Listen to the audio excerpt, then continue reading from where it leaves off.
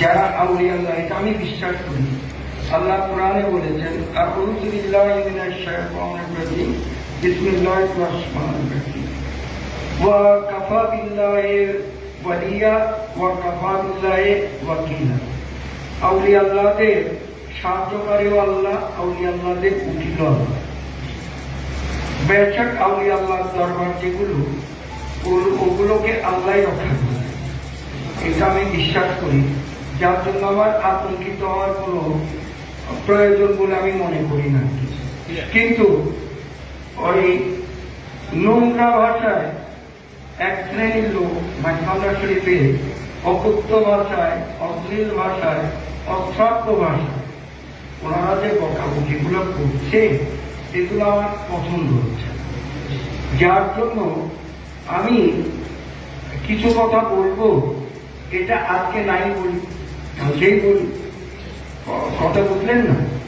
তো এই যে অশ্লীল ভাষায়, অশ্রাব্য ভাষায় ওনারা যে আউলিয়া আল্লাহকে তুলে, বিশেষ করে গৌসুল আজম মাহমুদুল্লাহ মেজভান্ডারী, গৌসুল আজম গোলামুর রহমান মেজভান্ডারী, মাইজভান্ডার বললে তুই দুইজনকেই বুঝে, তাই না?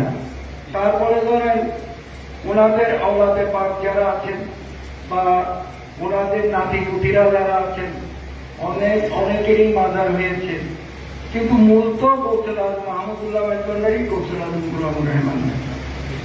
ধরেন এখানে অনেকেরই কর্মকাণ্ড এক একজনের এক এক রকম হতেই পারে, কথা বুঝছেন না? কিন্তু কারোর জন্য কাউকে কেন্দ্র করে অশ্রাব্য ভাষায় মাইজভান্ডার শরীফকে তুলে গরহ অশ্লীল ভাষায়, অশ্রাব্য ভাষায় বকাবাদ্য করাটা, এটাও তো একটা অনিসলামিক কার্যক্রম, এটা আমি মনে করি। এজ এ বাবা ভান্ডারের আওয়াজ হিসেবে যারা এই ধরনের কর্মকাণ্ড করছেন, ওনাদেরকে আমি তো ওই থ্রেট দিতে পারবো না, ওনাদেরকে আমি অনুরোধ করতে পারবো যে কারো কর্মকাণ্ড দ্বারা যাতে মাইজভান্ডার শরীফকে তুলে এই ধরনের অশ্রাব্য ভাষায় বকাবকিটা না করে, পাশাপাশি মাইজভান্ডার শরীফের সম্মানহানিমূলক কথাবার্তা যেন ওনারা না বলেন। আমরা মুসলমান, আমাদের মধ্যে 73 দল 73 ভাবে কোরআন সুন্নাহ বুঝেছে, একদল মোমেন, 72 দল যেটা আল্লাহ রাসূল বলেছেন সেইটা, কথা বুঝতে পেরেছেন?